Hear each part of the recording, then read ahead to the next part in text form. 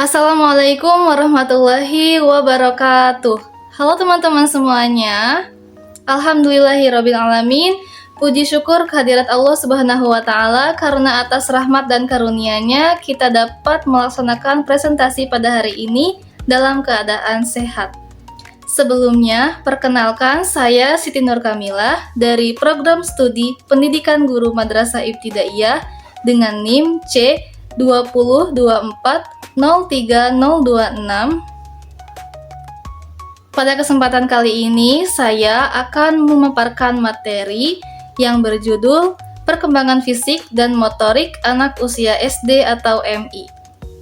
Nah teman-teman, sebelum memasuki materi, saya ingin mengajak teman-teman untuk membayangkan sesuatu. Pernah tidak melihat anak kelas 1 SD yang masih belum bisa memegang pensil? Atau ada anak lain yang sudah bisa lancar menulis dan tulisannya itu sangat rapi? Atau ada anak SD yang sudah bisa berlari? Atau juga ada anak SD yang masih belum bisa berlari dengan cepat. Nah, perbedaan itu bukan merupakan karena ada anak yang lebih sehat, atau ada anak yang lebih pintar, atau ada anak yang kurang sehat, atau anak yang kurang pintar. Itu semua disebabkan karena perbedaan perkembangan fisik dan motorik anak.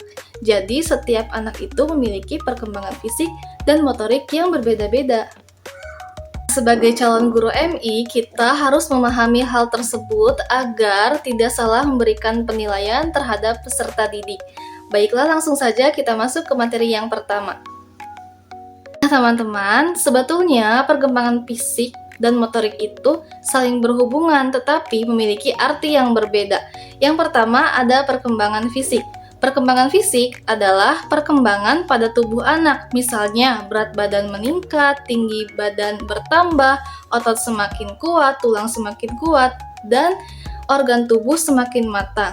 Contohnya ada anak yang baru masuk kelas 1 SD.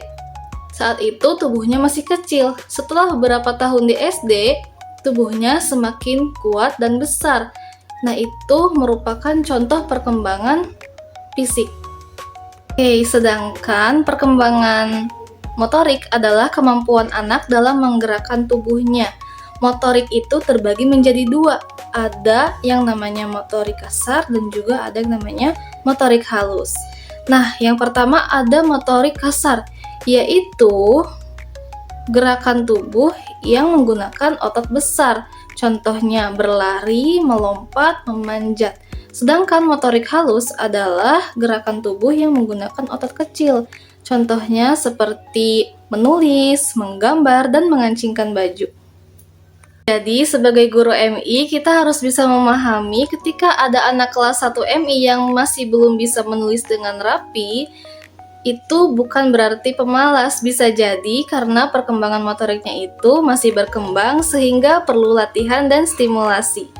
Selain itu, perkembangan motorik juga dipengaruhi oleh sistem saraf. Artinya, bukan hanya otot yang bekerja, tetapi otak juga mengatur setiap gerakan tubuh.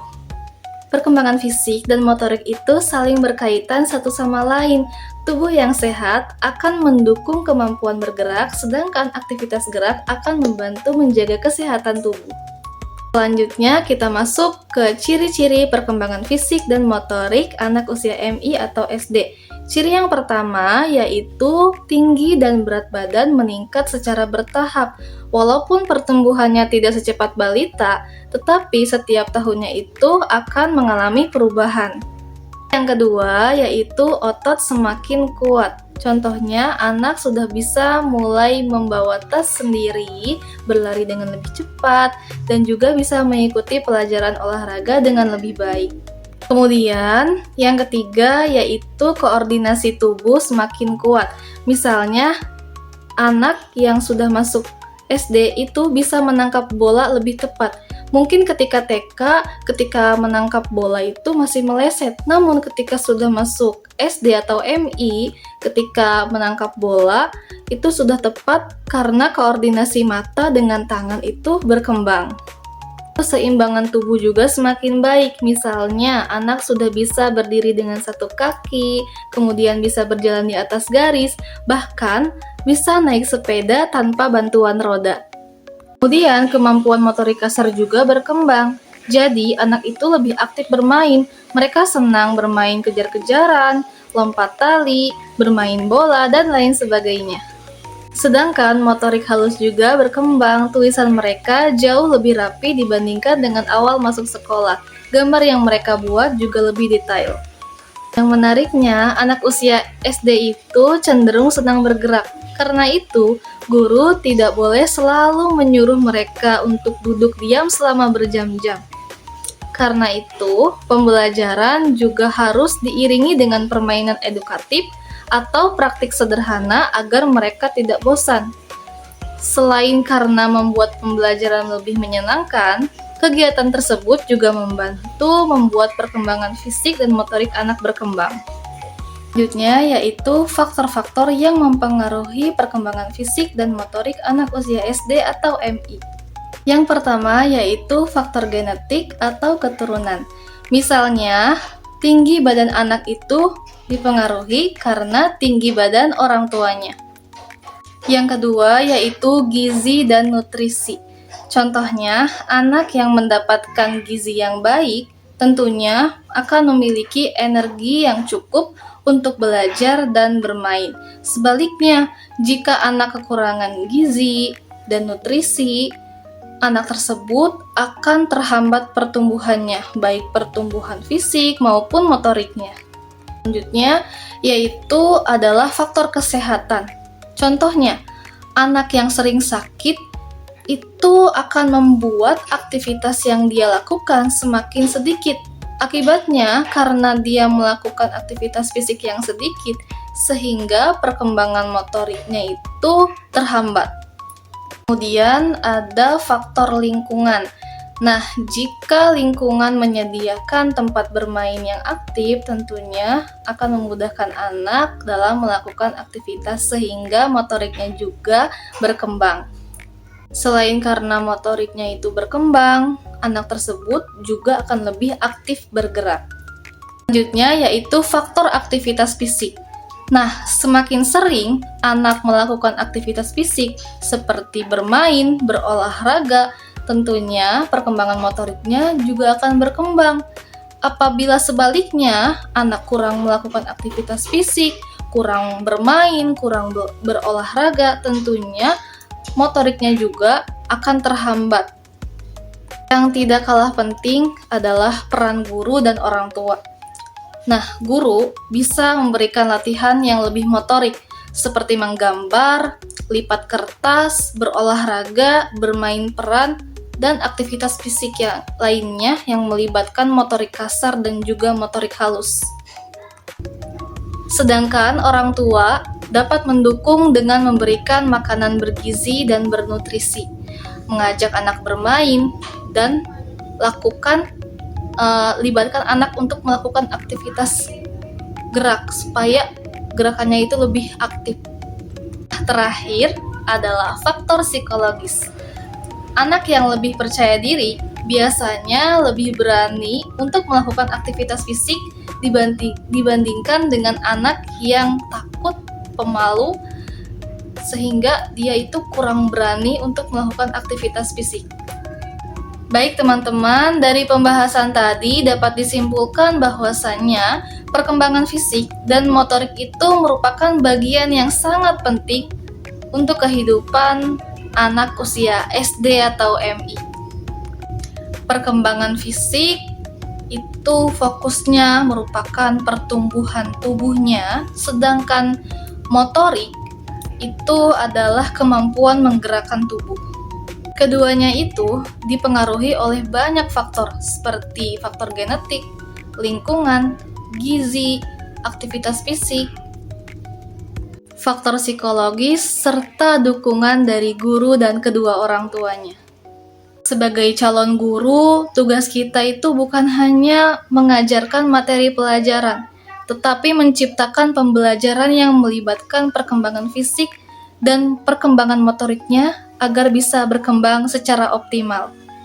Apabila kita renungkan kembali, perkembangan fisik dan motorik itu bukan hanya menjadi tanggung jawab anak itu sendiri, tetapi menjadi tanggung jawab kita sebagai guru, sebagai orang tua, dan juga sekolah, bahkan lingkungan sekitar. Semua pihak memiliki peran penting dalam memberikan kesempatan kepada anak untuk tumbuh dan berkembang secara optimal. Oleh karena itu, kerjasama antara keluarga dan juga sekolah itu sangat diperlukan agar anak tumbuh sesuai dengan tahap usianya.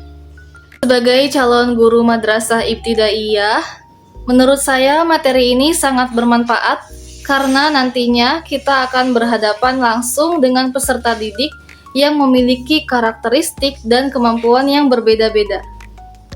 Ada anak yang aktif bergerak, ada anak yang pendiam, ada anak yang mudah memahami materi pelajaran, bahkan ada anak yang lama dalam memahami materi pelajaran atau lama berkembangnya, membutuhkan waktu yang lama untuk menyerap apa yang dia pelajari. Perbedaan itu bukan merupakan untuk dijadikan sebagai bahan membanding-bandingkan, karena pada dasarnya perkembangan motorik dan perkembangan fisik anak itu berbeda-beda. Sebaliknya, kita harus memberikan kesempatan kepada seluruh peserta didik agar mereka tumbuh sesuai dengan potensi yang mereka miliki. Dalam proses pembelajaran nanti, guru juga perlu menciptakan suasana pembelajaran yang aktif, kreatif, dan menyenangkan. Pembelajaran tidak harus selalu dilakukan dengan cara duduk diam dan mendengarkan penjelasan dari guru. Sesekali guru dapat mengajak siswa untuk melakukan permainan edukatif, praktik sederhana, kegiatan olahraga, atau kegiatan di luar kelas yang tetap berkaitan dengan tujuan pembelajaran. Dengan cara tersebut, perkembangan fisik dan motorik anak akan terus terlatih tanpa mengurangi tujuan akademik yang ingin dicapai. Selain itu, guru juga harus memiliki sikap sabar dan peka terhadap setiap kondisi dari setiap karakteristik peserta didik. Misalnya, ada anak yang tulisan tangannya belum rapi, kesulitan dalam kegiatan olahraga, atau kesulitan dalam kegiatan tertentu, guru itu jangan langsung memberikan penilaian yang negatif. Nah, justru guru itu harus mencari tahu penyebabnya. Apakah karena memang perkembangan motorik dan fisiknya itu belum optimal, atau karena kurang percaya diri, atau karena kondisi kesehatan, atau kondisi lingkungan.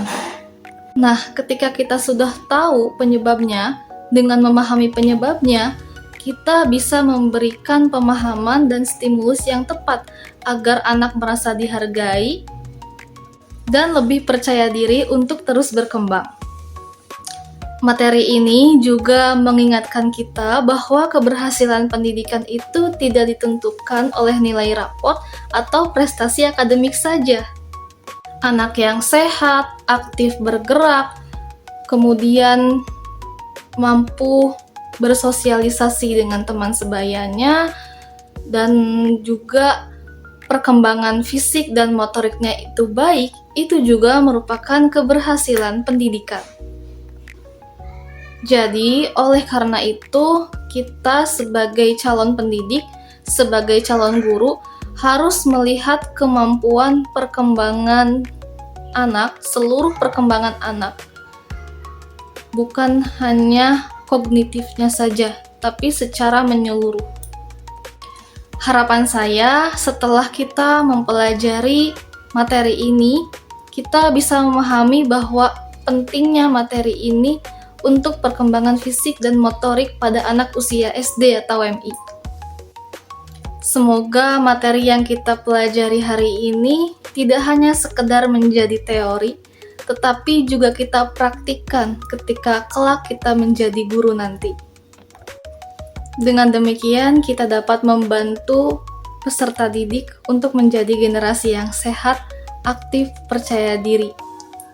Sekian presentasi yang dapat saya sampaikan. Kurang dan lebihnya mohon maaf. Wallahul muwafiq ila aqwamit thoriq. Wassalamualaikum warahmatullahi wabarakatuh.